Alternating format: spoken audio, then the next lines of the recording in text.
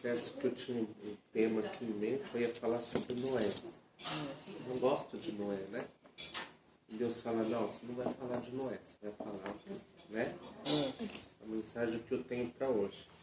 Eu falei, tá bom, Jesus, então vou ministrar o que o Senhor quer hoje. E a lição de casa hoje é importante, né? A lição de casa hoje é como se fosse uma aula mesmo, né? Nós vamos aprender com Jesus. Mas antes da gente ler, meditar nas Escrituras, vamos orar, né? Vamos pedir para que Deus fale conosco, né? Nos direcione e venha ministrar o nosso coração, tá? Senhor, obrigado por essa noite, obrigado pela tua presença. Deus, eu te agradeço pelas pessoas que estão aqui nessa noite. Senhor, sem a vida de pessoas não é possível ministrar, não é possível trabalhar. Senhor, as pessoas são importantes e principalmente para você, Jesus. Porque a tua palavra diz que uma alma vale mais do que o mundo inteiro. Senhor, abençoe a reunião desta noite. Ministra na nossa vida, ministra no nosso coração. Fala com cada um de nós e que nessa noite, Deus, nós possamos ser impactados pela tua palavra, curados, libertos. Senhor, os traumas que muitas vezes as circunstâncias nos causam, que o Senhor possa curar os traumas nessa noite. Que nessa noite o Senhor derrame sobre a nossa cabeça o teu óleo, o teu bálsamo, e possamos sair daqui curados, libertos, livres, transformados e renovados pelo poder da tua palavra, libertos pelo sangue de Jesus. Fala conosco, Deus, e que essa noite seja uma noite de unção, uma noite de aprendizado, uma noite em que possamos colocar a nossa fé em prática. Porque sem fé, Senhor, é impossível agradar a Deus. Para agradar ao Senhor, nós precisamos de fé. Então, Senhor, ajuda-nos a aumentar a nossa fé pela meditação da tua palavra nessa noite. É o que nós te pedimos e te agradecemos por tudo, Senhor. Em nome de Jesus. Amém. Meus amados, abram suas Bíblias em Marcos, no capítulo 4. Facinho, né, Mateus? Marcos. Né? Segundo livro lá do Novo Testamento. Marcos 4:35. Eu acho que é até uma história que vocês já conhecem, já ouviram falar, né? Ela é bem comum quando a gente prega, né? Jesus apazigua uma tempestade, né? Marcos 4:35. Isso. Marcos 4:35. Lá no Novo Testamento, né? Livro de Mateus e depois Marcos. Isso. E aí? Marcos 4:35. Tá? Você tem que olhar aqui no governo. São apenas 7 versículos, tá? Um texto curtinho, mas dá pra gente estudá-lo bastante, né? Dá pra falar bastante sobre ele, né? Marcos 4:35.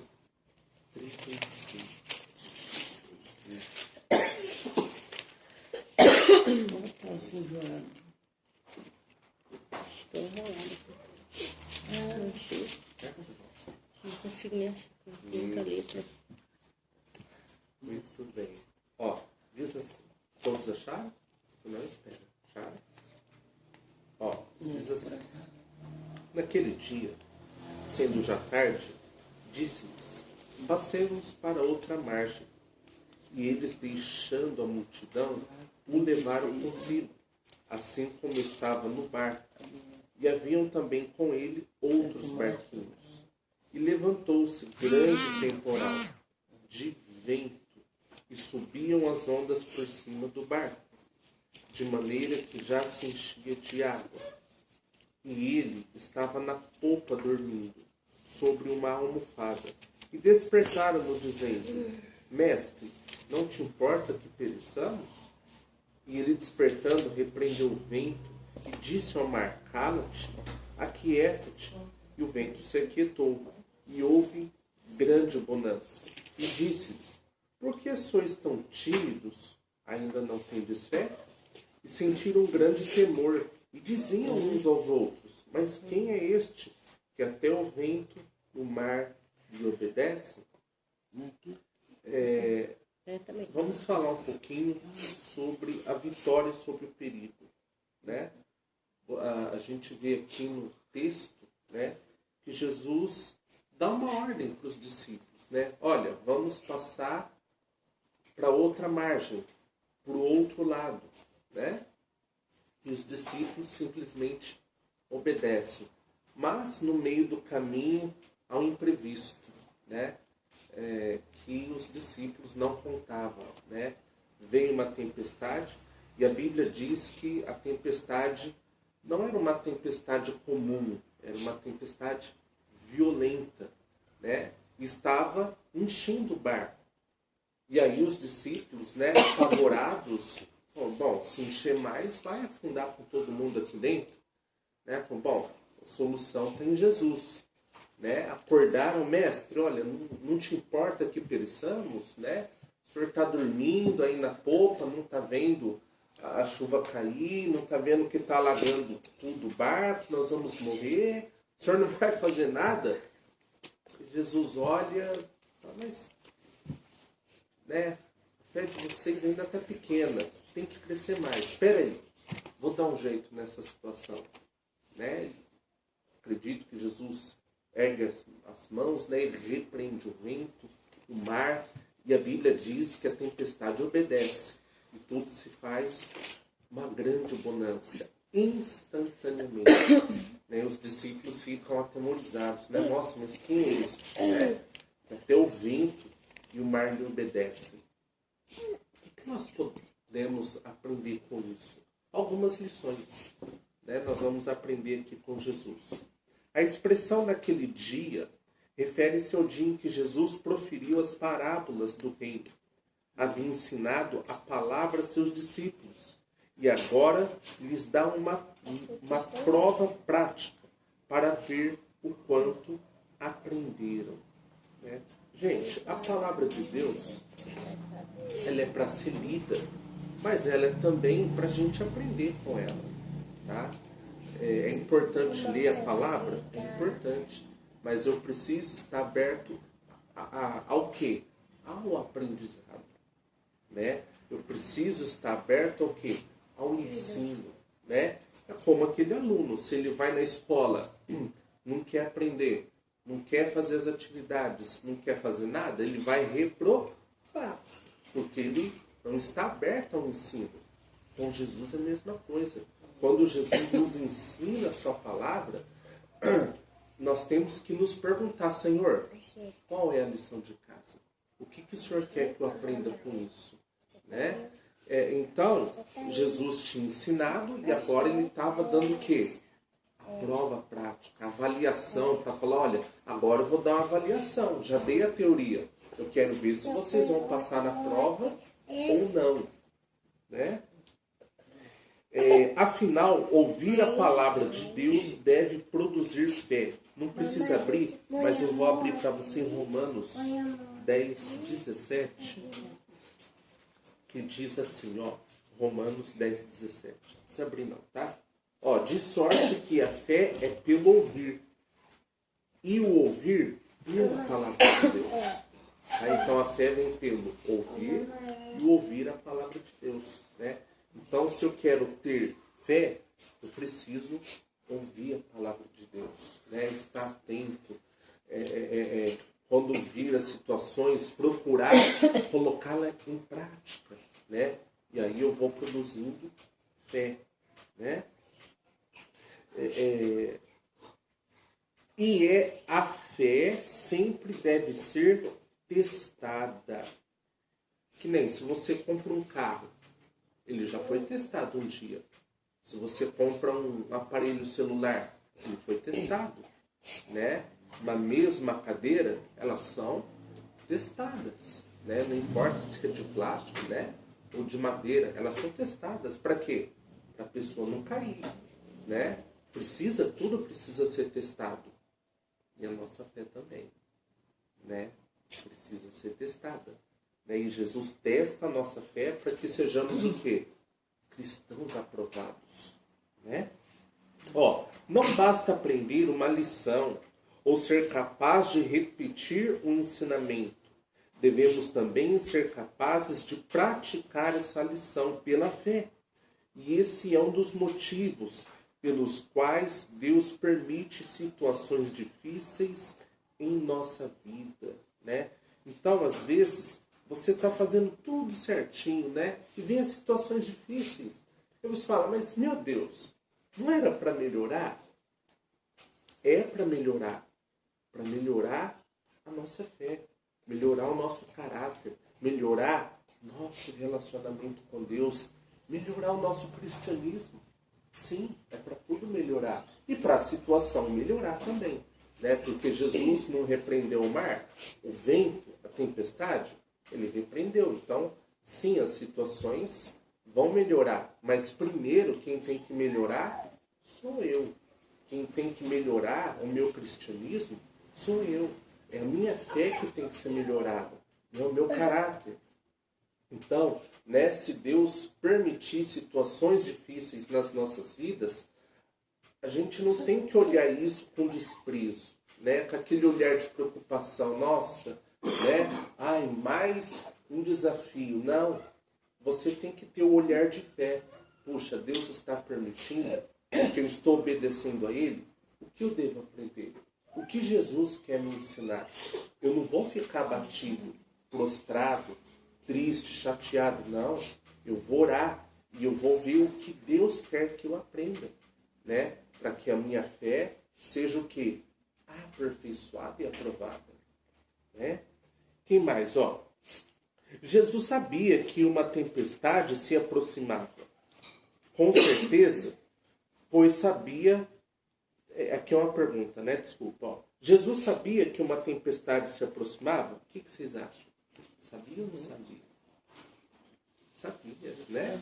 Porque ele é onisciente, ele sabe de todas as coisas, né? Com certeza, pois fazia parte da programação de aulas daquele dia. Essa experiência ajudaria os discípulos a entender uma lição que nem sabiam que precisavam aprender. É possível confiar em Jesus durante as tempestades da vida, né? Então, eu sempre falo isso nas reuniões, né? A Bíblia diz assim, está alguém aflito? Ore, né? Confie em Deus. Cada um tem uma tempestade, né? Eu não sei qual é a sua, mas com certeza, né, quando nós obedecemos a palavra de Deus, Deus quer nos ensinar algo, né? Porque a tempestade ela pode vir pela desobediência, como no caso de Jonas, né? Que Deus provocou uma tempestade e falou, Jonas, ou vai ou racha. Ou você obedece a minha palavra e vem para o ministério, ou eu vou afundar todo mundo aqui com você. Sem piedade, sem misericórdia. E Jonas falou, né, para os marujos, olha, a culpa é minha. Né? Me lança ao mar. Não, mas ou vocês me lançam no mar ou vai morrer todo mundo. E aí pega o Jonas, lança ele ao mar, mas eu fico assim, sabe, admirado com a misericórdia de Deus, né? Deus não deixa Jonas morrer, né? Vem provavelmente uma baleia muito grande, né? Um grande peixe e engole Jonas, né? E Deus mantém Jonas ali nas profundezas do oceano com vida. E ali ele aprende uma lição. Que ele tem que obedecer a Deus porque Deus o chamou. Né? Então, se Deus nos chamou, né, nada é para o nosso mal. Tudo é para o nosso quê? Nosso bem. Então, quando Jesus falou para os discípulos, né,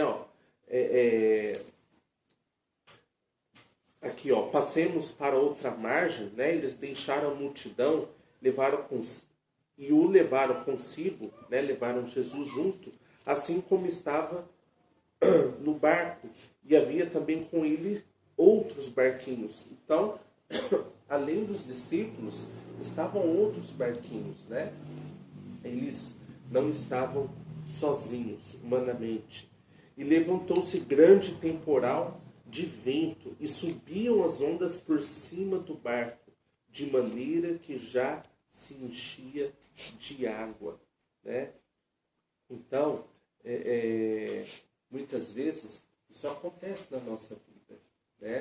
A situação vai indo, e a gente fala, nossa, Jesus, mas a água já está aqui, né, no peito, pela metade, daqui a pouco eu vou afogar, né? Mas você não vai afogar, né? Porque Jesus, ele tem o controle de toda a situação, né? Ele tem a direção de tudo na nossa vida, né? Quem mais? Muita gente acredita que as tempestades só aparecem quando desobedecemos a Deus, mas nem sempre é o caso.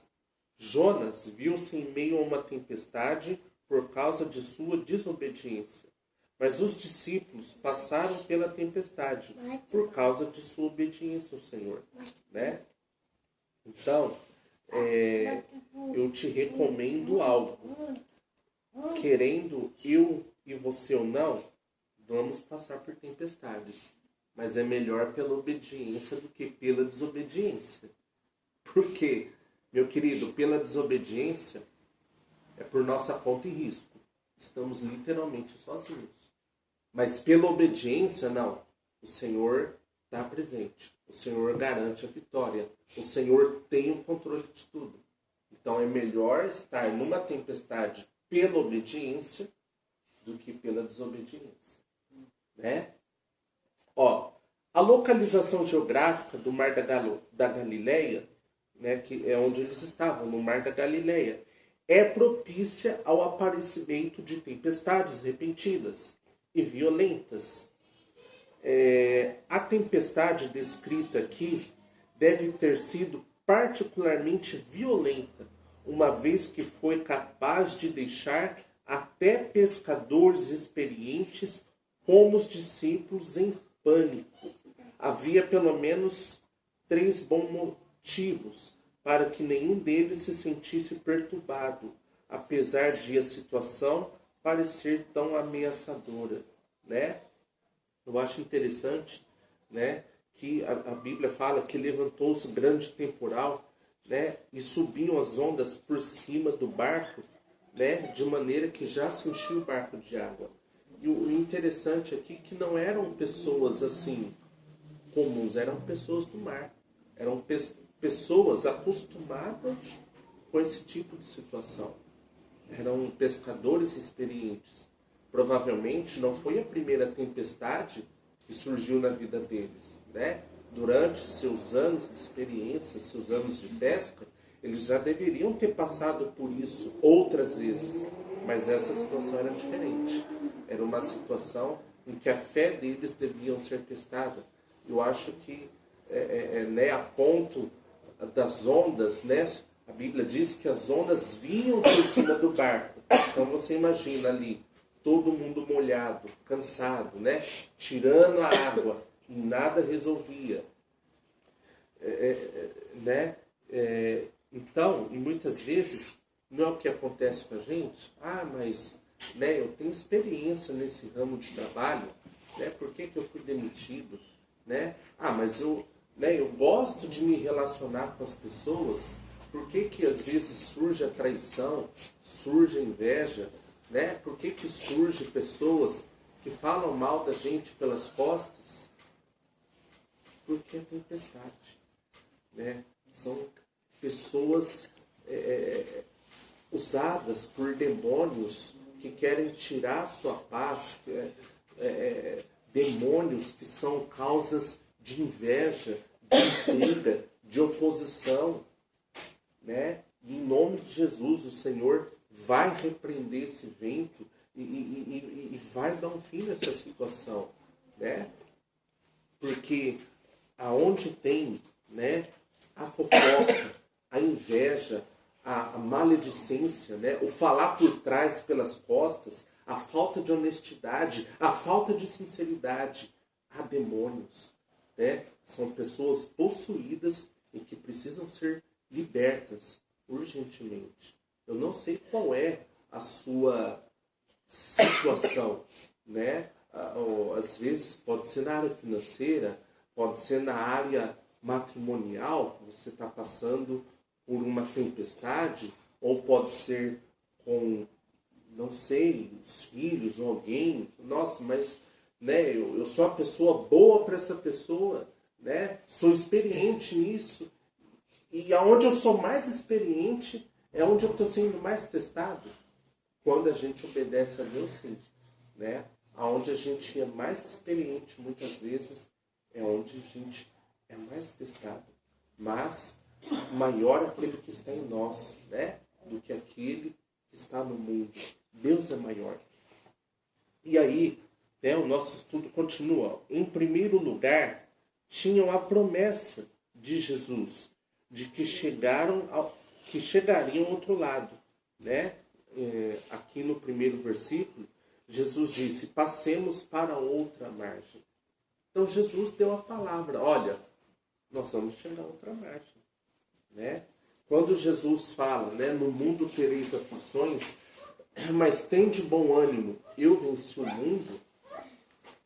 O que Jesus está falando? Que não é para a gente viver abatido, desanimado, triste, né? Se a gente erra, temos que reconhecer nossos erros, as nossas falhas, mas devemos alinhar o nosso coração com a palavra. Não ficar se martirizando, ai, né, eu pequei, ai, eu errei. A Bíblia diz assim, né, que se pecarmos, nós temos um advogado que é Jesus, né? Em 1 João 1,9, né, fala que se dissermos que não temos pecado, fazemos de Deus o quê? Um mentiroso, né? Aqui, ó, 1 João 1,9. Diz assim, ó. Eu vou ler para vocês. Ó, o 8, né? Se dissermos que não temos pecado, enganamos-nos a nós mesmos. E não há verdade em nós. Gente, não é porque a gente é cristão que nós não vamos errar. Não é porque nós somos cristãos é que nós não vamos falhar. Por mais que a gente tente, a gente vai cometer sim erros, vamos cometer falhas, deslizes. Muitas vezes vamos magoar pessoas sem querer. Mas o que Jesus disse? Perdoai. Né? Se você fez alguma coisa, perdoa, abençoa, né? A gente tem que reconhecer as nossas falhas, né? E chegar diante do Senhor, Senhor, me perdoa, né? Eu errei, eu pequei, eu pisei na bola, falei o que não devia. Senhor, eu fiz uma promessa e não consegui cumprir. Deus, o Senhor me perdoa? Né? Então não é porque a gente é cristão, sabe, gente, a gente não pode ser assim hipócrita, sabe? Vestir aquela capa de santidade, né? Falar, irmãos, eu sou santo, né? Eu sou santo, né? Nossa vida não tem que ter pecado. A Bíblia está falando aqui, ó, se dissermos que não temos pecado, enganamos-nos a nós mesmos e não há verdade em nós. O pecado em nós tem que ser uma falha, tem que ser um acidente. E ele sempre vai acontecer, né? E aí, ó, se confessarmos os nossos pecados, ele é fiel e justo para perdoar os pecados e nos purificar de toda injustiça. Ó, se dissermos que não pecamos, porque tem gente que não peca, tem gente que é santo, né? Põe aquela capa de crente, de cristão, né? Irmãos, e aquela falsidade que enoja, né? Aquela falsidade que dá nojo.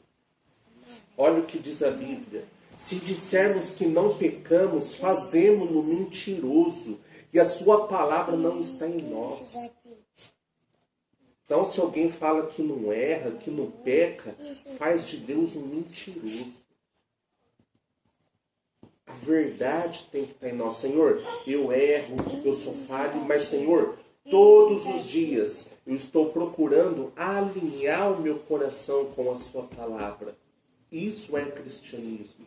Diante dos meus erros, diante das minhas falhas, eu estou tentando alinhar o meu coração com a palavra de Deus. Né? E olha, e se você vê alguém errar, não julgue. A Bíblia diz assim, não julgueis, porque com a mesma maneira que medirdes os outros, irão vos medir também. Então, a Bíblia diz, não julgueis para que vós não sejais julgados. Se você julga, se você aponta, você também vai ser julgado por Deus e pelos homens. Você também vai ser condenado, você vai ser julgado. E o pior, não só pelos homens, mas pelo próprio Deus. Pelo próprio Deus. Né? Por quê? Porque a Bíblia diz que se dissermos que não pecamos, fazemos de Deus um mentiroso. A Bíblia diz assim, né? Para você tirar o cisco do olho do seu irmão, tira a trave que está no teu primeiro. Sabe, não adianta eu querer apontar o erro dos outros, não adianta eu querer apontar a falha dos outros, se a trave está no meu olho, se eu cometo pecados maiores do que os outros. Gente, a gente tem que parar com esse cristianismo falso, frajuto, cristianismo sem vergonha, que não é verdadeiro. A sua verdade não está em nós, não. A verdade da palavra tem que estar em mim. Senhor, eu estou alinhando o meu coração com a tua palavra, mas eu vou errar, eu vou falhar, eu vou pecar, mas eu quero todos os dias tentar fazer a sua vontade. Esse é o segredo, gente. Alinhar o nosso coração com a palavra. Vamos cometer erros, sim, deslizes. Mas se alguém errar, ore pelaquela pessoa. Senhor, tenha misericórdia. Porque o nosso telhado é de vidro. Da mesma maneira que você joga pedra, uma hora essa pedra vai atingir o seu telhado também. Ele é de vidro. Então, se Jesus falou, não julgueis, não julgue. Né? E olha, e outra coisa, sempre que a gente tiver que falar alguma coisa para a pessoa, a gente tem que falar na frente dela e não por trás, para que a verdade de Deus esteja em nós. Sempre que Jesus tinha que falar, vem cá, Pedro, não gostei do que você fez, mas não gostei. Jesus confrontava Pedro. E depois que Jesus confrontava Pedro, ficava ali. Jesus não falava por trás. A verdade tem que estar em nós. Então, sabe, se eu quero que a tempestade saia da minha vida, eu tenho que ser honesto primeiro comigo e depois com Deus. Para que Deus também possa dar ordem para a tempestade se acalmar e se aquietar. Porque se a verdade de Deus não estiver em mim, eu vou continuar passando pela tempestade e eu vou afundar. Né? Então, porque o ser humano é engraçado, né? Quando é para ele, ele quer o quê? Misericórdia, né? Ai, tenha misericórdia de mim. Agora, quando é os outros, não, vamos tacar pedra, vamos falar mal, vamos praguejar, vamos amaldiçoar. Não, o cara tem que ser condenado. Ué, e você? E eu? Sou um santo por acaso? Eu sou um santo? Santinho? Gente, precisamos rever nossos conceitos. A Bíblia diz assim, que tinha um certo servo que devia para o rei, e ele chegou diante do rei e falou, Senhor, eu estou devendo muito, perdoa a minha dívida. Desculpa. Vieram me buscar e eu não tenho como pagar. Me perdoa, rei. Por favor, me perdoa. E a Bíblia diz, né, que aquele servo pedindo perdão para o rei falou, tá bom, eu te libero, vai, eu te perdoo. Né? Só que esse servo tinha um conservo, que também devia para ele. Né? E a dívida era menor. E aí o conservo chegou, né? Olha, eu não tenho como te pagar, você não pode me perdoar, você não... E, né, aquele servo, não, você vai me pagar até o último centavo. Se você não me pagar, eu vou te lançar na prisão. Ah, eu não tenho como pagar, então eu vou te lançar na prisão. Vou abrir um processo contra você e você vai ser preso. E ele foi. E aí, o que fizeram? Foram lá falar para o rei. Ó, rei, sabe aquele cara lá que você perdoou? Ele tinha um servo da mesma maneira e ele não perdoou. Ah, é? É. Manda chamar ele aqui, vem cá. Ô cidadão, que história é essa? Você tinha uma dívida maior comigo, um problema muito maior do que o seu conservo, e aí você tem lá um conservo, uma pessoa que trabalha para você, que pediu a mesma misericórdia, que pediu o mesmo favor e você não deu? Você mandou prender o cara? Ah, rei, é que o cara me devia tal, e você não me deve? Então vamos fazer o seguinte, da mesma forma que você julgou ele, você não teve misericórdia, você foi maldoso, você foi inescrupuloso, você vai ser preso também. E a Bíblia diz que o rei mandou prender ele, até pagar o último centavo. Gente, Deus faz isso com a gente. Se a gente não tem misericórdia, se a gente gosta de julgar, se a gente gosta de apontar, Deus vai fazer pior com a gente. Porque conhecemos a sua palavra. Se você não tem misericórdia das pessoas, gosta de falar e gosta de apontar, olha, a gente tem que se preparar, porque Deus vai nos julgar. Então, se eu quero que a tempestade não atinja sobre minha vida, ou Deus dê a ordem para ela parar, devo alinhar o meu coração com a sua palavra. Falar, Senhor, me perdoa. Se eu julguei alguém, se eu falei de alguém, se eu quis tirar o cisco do olho de alguém e eu tinha uma trave no meu, Senhor, eu reparei no erro, no pecado da pessoa, mas eu tenho erro e pecados muito maiores do que ela. O Senhor me perdoa? E aí Deus vai me perdoar. Porque se eu não tiver misericórdia e se eu não tiver perdão das pessoas, Deus vai fazer comigo, com nós, igual fez com aquele conservo. Vai fazer a gente pagar até a última palavra que sai da nossa boca. Gente, a Bíblia é muito séria. Por que as pessoas sofrem? Às vezes não é por falta de conhecimento não, viu? Conhece. Falta de prática. Eu não estou lendo aqui que a lição tem que ser o quê? Prática. Tem que ser prática. Então se a Bíblia diz não julgueis, não julgueis. Não faleis mal uns dos outros, não faleis mal. O que a Bíblia diz? Ore. Ore. Abençoe o teu... A Bíblia diz, ame o teu inimigo. Abençoe aqueles que vos maldizem. Orai por aqueles que vos perseguem. Ah, mas Senhor, está falando mal de mim, está me amaldiçoando. Ore por ele, ore por ela, ore, ore. Não é para julgar mal, não é para falar mal, não é para condenar, é para orar, orar, orar. Isso é exercer o fruto do Espírito. É ser um cristão. Se eu quero ser abençoado e Jesus fala, Mar, aquieta-te, acalma-te, eu tenho que alinhar o meu coração com a palavra dele. E aí sim, Deus vai repreender os demônios, o vento e o mar e vai haver uma grande provisão. Gente, essa mensagem é para mim primeiro. É para mim. Eu quero crescer na fé. Eu quero aprender aquilo que Jesus tem para mim. Né? Eu quero ser um aluno aprovado. E eu creio que você também. Né? Quem mais? Ó. Em segundo lugar, Jesus estava com eles em pessoa. Então por que ter medo? Já haviam visto o seu poder demonstrado em vários milagres, de modo que deveriam confiar plenamente que Jesus seria capaz de lidar com aquela situação.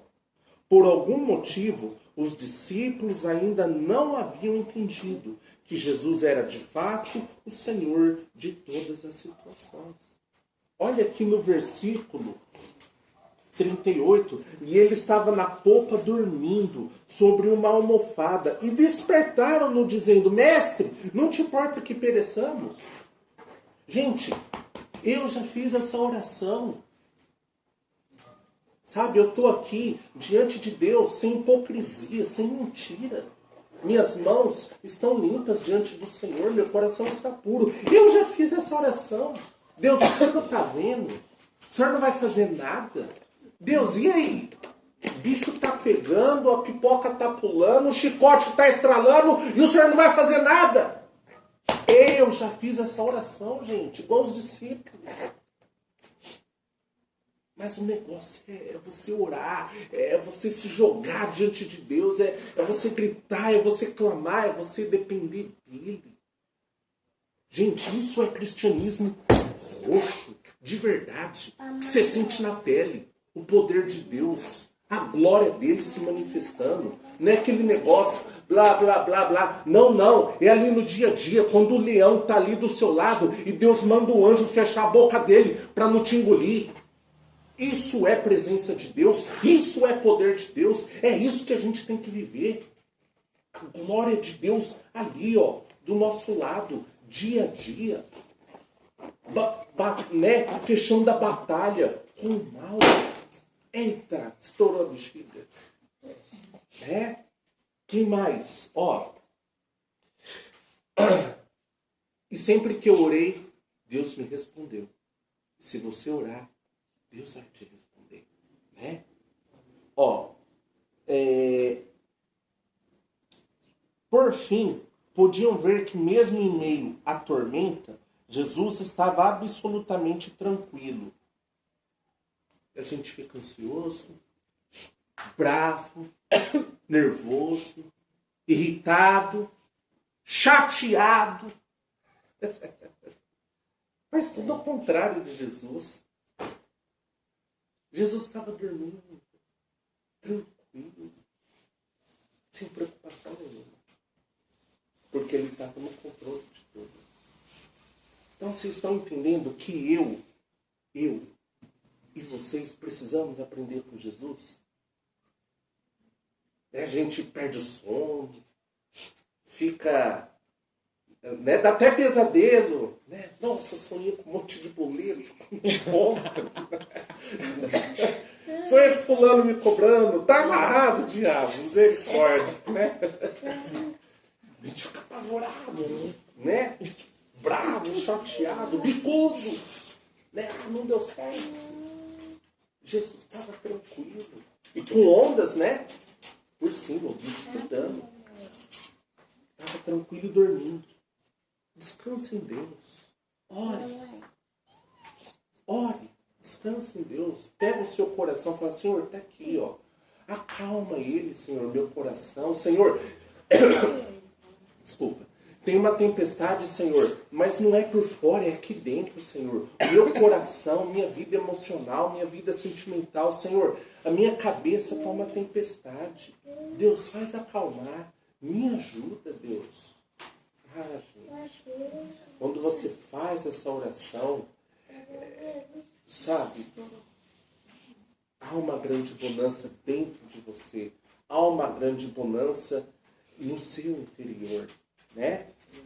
E ó, quem mais que diz aqui, ó,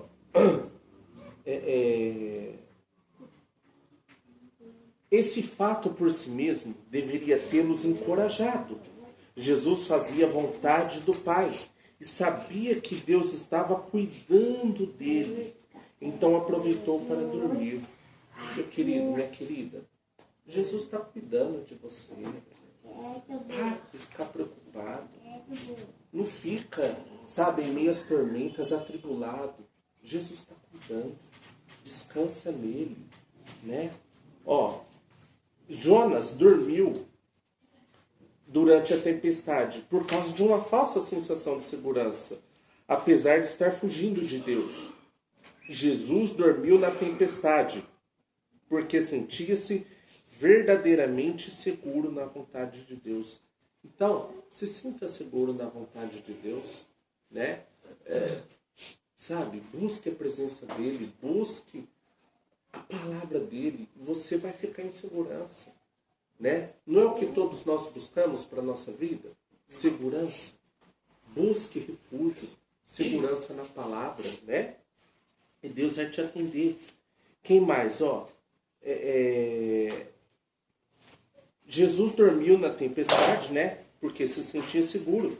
E aí o Salmo 4:8 diz: em paz me deito e logo pego no sono, porque o Senhor, só tu me fazes repousar seguro.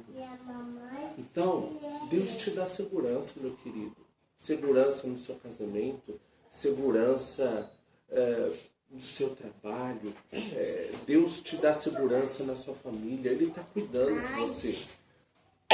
Deus ama você. Ele se preocupa com você, né? Deus, ele quer que você faça isso, em paz se deite e pegue no sono. Porque Ele quer te pegar no colo e falar: estou presente, estou aqui, estou cuidando. Não fica ansioso, não fica nervoso, não fica preocupado, não fica irritado. Eu estou no controle, Jesus está no controle. Ele está cuidando da sua família. Mas pregador, mas está acontecendo. Querido, põe nas mãos do Senhor. Deixa Ele cuidar. Deixa Ele cuidar da sua família. A Bíblia diz assim: entrega o teu caminho ao Senhor. Confia nele e Ele tudo fará. Então entrega: Senhor, está aqui, é esse problema. Senhor, está aqui essa dificuldade. Senhor, está aqui essa situação. Senhor, está aqui, me ajuda. Ele vai te socorrer, Ele vai te ajudar. Ele vai pegar nas suas mãos e não vai deixar você afogar. Tá? Porque Ele é o nosso Pai, Ele nos ama. Quantas vezes, durante as tribulações da vida, não nos vemos imitando os discípulos, incrédulos e gritando: Senhor, não te importa que pereçamos? Claro que Ele se importa. Jesus levantou e repreendeu a tempestade, né? E imediatamente houve grande calmaria. Como eu falei para vocês, né? Eu já orei assim: Senhor, e aí? O Senhor não está vendo? O Senhor não vai fazer nada, né? O Senhor vai ficar só em cima assistindo de camarote? E aí? E aí Deus fala: você precisa aprender. É a lição de casa. Tudo é no meu tempo. Tudo tem o tempo de Deus, né? Se você orou, você está confiando, Deus vai te atender. Mas é no tempo dele. É no tempo dele. Aí, a Bíblia diz, né, que Ele, despertando, repreendeu o vento, né? E disse ao mar: cala-te, aquieta-te. E o vento se aquietou. E houve grande bonança, né? Então, esses demônios que tem no seu trabalho, demônio de inveja, demônio de fofoca, demônio de espírito de maldizente, demônio de traição, que usa as pessoas para falar pelas suas costas, demônio de perturbação, Deus vai repreender esses demônios em nome de Jesus e vai te dar uma resposta. Na sua vida, na sua família, no seu trabalho, vai haver uma grande bonança. Porque essa tempestade eram provocadas por demônios. Mas Jesus fez o quê? Repreendeu. E esse mal, Deus vai repreender na sua vida, em nome de Jesus. Tá bom? Vai te dar vitória e vai te dar uma grande bonança. Mas o Senhor não se ateve ao acalmar os elementos naturais, pois o maior perigo não era o vento e nem as ondas, mas sim a incredulidade do coração dos discípulos. O maior perigo ali, gente, não estava nas ondas, não estava nos ventos, não estava na tempestade, estava aqui dentro, a incredulidade do coração. Gente, não adianta nada eu pegar um paletó bonito, uma roupa bonita, pôr a Bíblia debaixo do braço e ir para a igreja. Isso não quer dizer nada.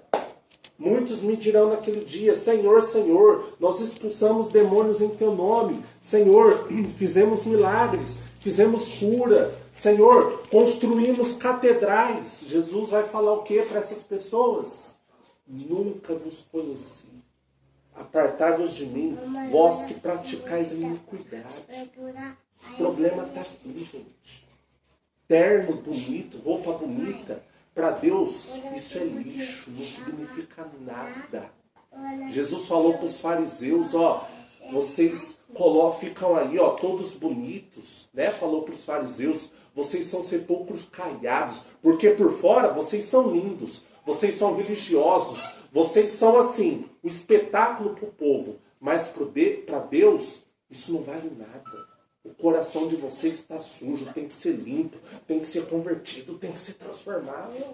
Gente, isso aqui não significa nada. O negócio é aqui dentro. O meu coração tem que ser limpo, convertido, sincero, puro e verdadeiro diante de Deus. Por isso que o salmista fala, Senhor, te apresento mãos limpas e quero estar puro de coração. Quem habitará no santuário de Deus? Aquele que é de mãos limpas e puro de coração. Gente, o negócio é aqui. A pior situação ali não era, né, a tempestade, era a incredulidade. E aí, Jesus, eu gosto muito de Jesus, né? Eu amo Jesus, ó. E aí, isso explica porque Jesus os repreendeu ternamente e os chamou de homens de pequena fé. É interessante que Jesus, né? Jesus repreende, faz o pedido deles. Repreende o mar, repreende os ventos, mas depois repreende os discípulos. Né? E aí? Vocês não vão ter fé? Vocês não acreditam em mim? E tudo que eu estou falando? E tudo que eu estou ensinando? Agora que eu dou uma lição prática, vocês estão reclamando, eu estou no barco. Jesus deu um puxãozinho de orelha nos discípulos. Né? Repreendeu a natureza e repreendeu o homem também. Porque a fé deles era pequenininha, mas Jesus estava ensinando que a fé deles tinha que crescer. E a minha fé e a sua fé tem que crescer. Não pode ficar sempre pequenininha, miudinha, atrofiada. Né? Não, nossa fé tem que crescer, tem que expandir, tem que aumentar. Né?